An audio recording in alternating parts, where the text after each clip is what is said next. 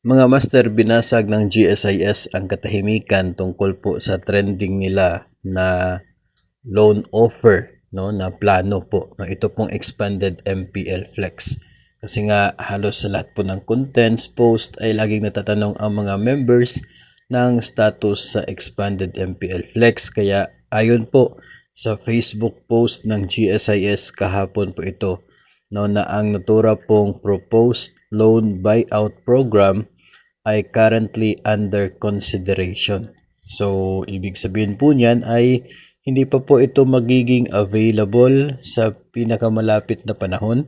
No, yung inaasahan natin na baka isa ito sa mga malaking announcements nila pagdating ng May 31 ay siguro hindi pa po natin maaasahan na kasali doon itong expanded MPL Flex base po sa post, no, advisory na ito ng GSIS.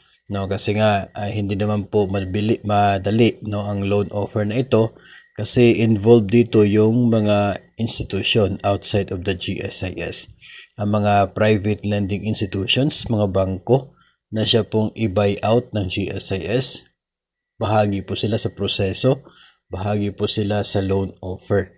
No, kaya siguro ay binibigyan ng dagdag pansin, no, dagdag na pagtingin ng GSIS ang loan offer na ito, no, na pwedeng plansahin pa yung kanilang mga guidelines. So abangan na lamang po natin sa mga susunod na mga araw o kaya ay mga linggo kung ano po ang magiging final na desisyon ng GSIS nito at kung ito po ba ay matutuloy at kung matutuloy man kailan, no, at iba pa mga impormasyon tungkol sa expanded MPL Flex.